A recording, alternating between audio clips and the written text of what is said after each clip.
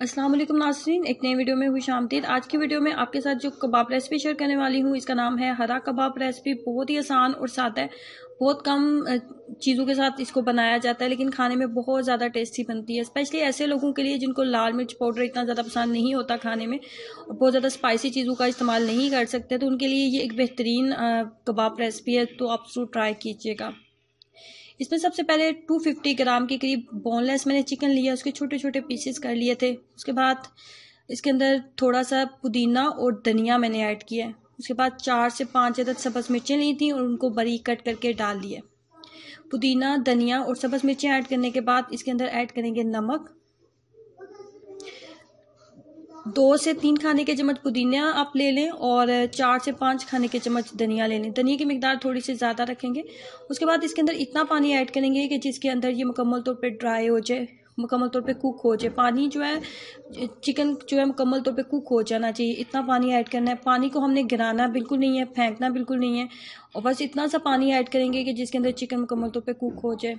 Chicken जो है मुकम्मल तौर पर जब कुक हो जाए तो उसके बाद नॉर्मल टेम्परेचर में जब आ जाए, उसके बाद इसको डालेंगे चॉपर में। चॉपर में डालने के बाद इसको अच्छे से हम पीस लेंगे। बहुत ज़्यादा बारीक हमने इसको नहीं करना, बस इसके रेशे जो हैं वो अलग हो जाएं।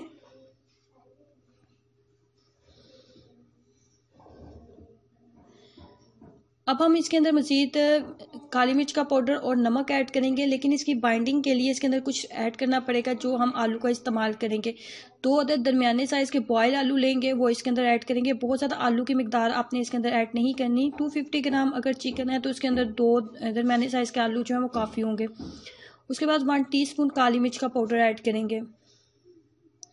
अगर काली मिर्च को आप स्किप करना चाहते हैं तो आप इसके अंदर चाट मसाला भी ऐड कर सकते हैं। उसके बाद मैंने नमक ऐड किया है। काली मिर्च के साथ इसका टेस्ट बहुत ज़्यादा मज़े का बनता है, लेकिन अगर आपको काली मिर्च खाने में नहीं पसंद तो फिर आप इसके अंदर चाट मसाला भी ऐड कर सकते हो। अब यहाँ पे आप इसको बना के तो आप इसको फ्रीज कर सकते हैं।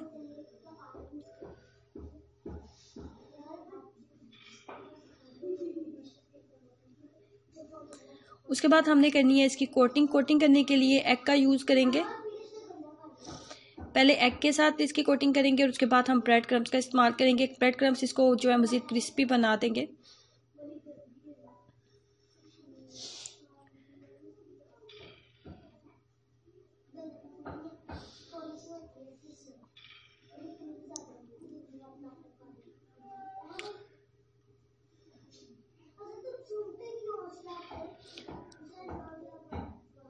इसी तरीके से तमाम जो कबाब हमने तैयार किए उनको पहले एग के साथ कोटिंग करते जाएंगे और उसके बाद हमने ब्रेड क्रम्स के साथ कोटिंग करते जाना है।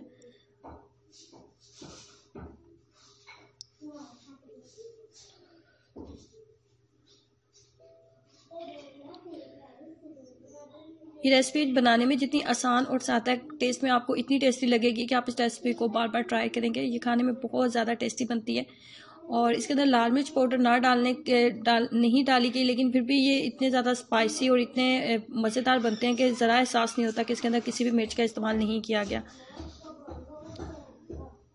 बहुत ज़्यादा हाई फ्लेम के ऊपर आपने इसको बिल्कुल नहीं बनाना, मीडियम फ्लेम के ऊपर बनाएंगे, क्योंकि ब्रेड क्रम्स हैं तो ब्रेड क्रम्स जो होते हैं ना बहुत जल्दी डार्क होने लगते हैं।